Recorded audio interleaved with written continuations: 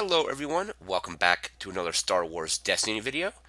This is a deck list for a Maz and Wedge deck I'm currently working on. Trying to go without running any upgrades, and we're just running a bunch of supports and events. So let's go look at our characters. So we're running elites on both. So we have Maz Kanata at 11 and Wedge Antilles at 15. So we have 26 points. We're also running Profitable Connection. Start the game with one additional resource. We'll be able to drop one of our 3-cost supports right away, so we can throw out a Y-Wing or resistance bomber turn 1. Anyway, so Maz has 1 range, focus, shield, resource, and blank, and after you activate this character, you may resolve up to 2 of your dice. So that ability is going to be important with these vehicles. So we can basically roll her in and resolve 2 dice right away, which may possibly be some of the vehicle dice. Next up, we have Wedge Antilles. He's 15 points, 11 health. I should have mentioned Maz is 8 health. Wedge has 2 indirect, plus 3 indirect, disrupt, shield, resource, and blank. And as a power action, you can turn one of your vehicle dice to any side. So that works very well in the deck as well. Into our supports, we're running 1 C3PO, 1 cost, focus, discard, resource, blank, blank. As an action, remove this die to resolve one of your dice as if it were showing a different symbol. So if you have something showing indirect damage, we can basically C3PO that to turn it into range damage or something like that.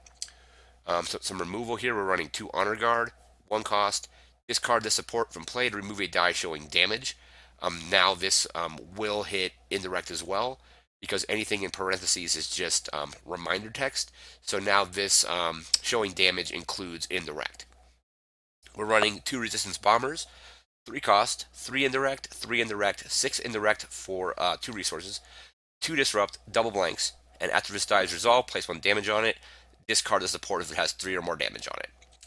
We're running 2 tech team, 1 cost. Before you play a support, you may exhaust this support to decrease its cost by 1. So basically, we can decrease that, throw out Honor Guard for free, resistance bombers for 2, and so on. And finally, we have 2 Y-Wings. 3 cost, 2 range damage, 2 disrupt, double specials, double blanks. Force an opponent to deal damage to their characters distributed as they wish or lose resources until they have dealt and lost a combined total of 4. Into our events, this is where the deck really kind of comes together. So we're running 2 attack run. Essentially, this is the hit and run for supports.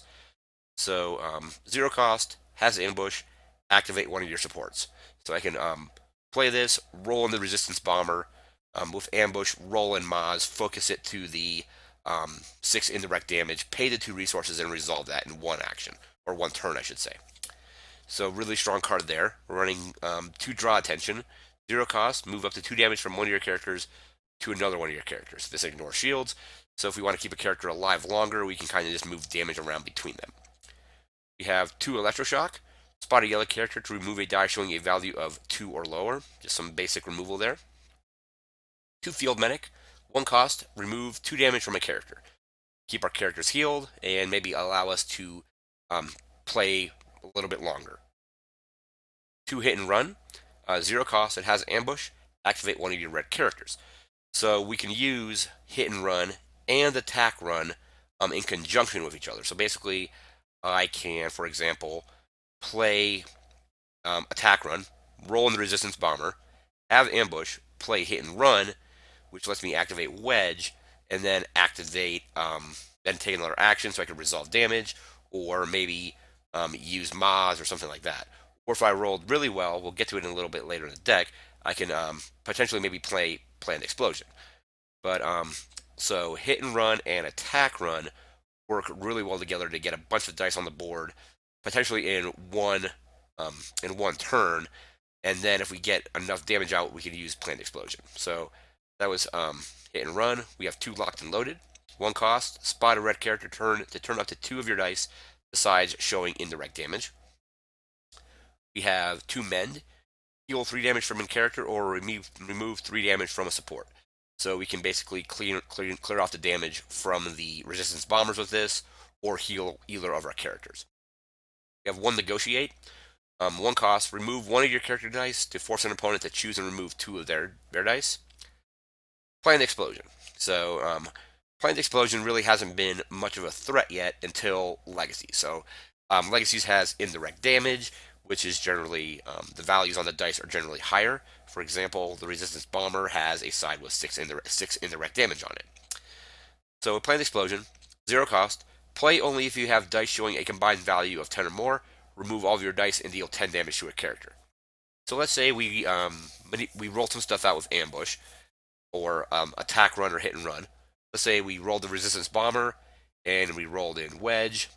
Let's say we rolled wedge a 2 and a 3, and we have the resistance bomber on a 6. So we're looking at 6, 7, 8, 9, 10, 11. We can then planned explosion, remove those dice, and deal 10 damage. And again, with indirect damage having higher values on their dice, planned explosion becomes a very real threat. And we're running two special modifications. So one cost, remove 3 damage from a support or turn a support die to any side.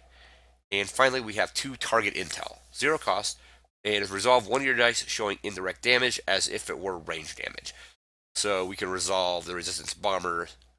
We still have to pay the cost, but we can basically resolve that 6 as 6 range. We can resolve the 3s as 3 range. We can resolve wedges indirect as range, and so on. So the deck basically focuses around supports rolling in high value numbers with a potential of getting planned explosion to go off. And if that doesn't go off, we can still deal large amounts of indirect damage with the bomber, with the Y-Wing special, and then we can remove dice with cards like Honor Guard, Electroshock, Negotiate, and so on. And basically focus our own dice with Maz's Focus, as well as focusing cards such as Locked and Loaded. We use the second option on Special Modification. We can flip a die to that as well. And then once your opponents are down to one character or a character you really want to focus on, you can resolve those high indirect damage sides as range damage with target intel. So if they are distributing a bunch of indirect damage between a character with a lot of shields, or they're using bubble shield and things like that, you can turn one of your indirect dice into range with this. I'm interested to see how this plays. I think it has potential to do a lot of damage. I have cards in here that will help keep characters healed as well, so they can so I can maybe potentially just drag the game out longer and win. So again, we're running draw attention damage. We're running field medic. Med can also remove damage from characters as well as supports, and then special modification can further heal our supports. So the only support that we're worried about getting damage on is the bomber, because once the bomber has 3 on it, it gets discarded. I think this is going to be a slower deck, so I'm not sure if I'm going to be claiming very often, but if I do claim, we're running the docking bay, so we can get back our 1-cost supports for free. So basically we can use up an honor guard, discard it. If we claim the battlefield, we can get it back.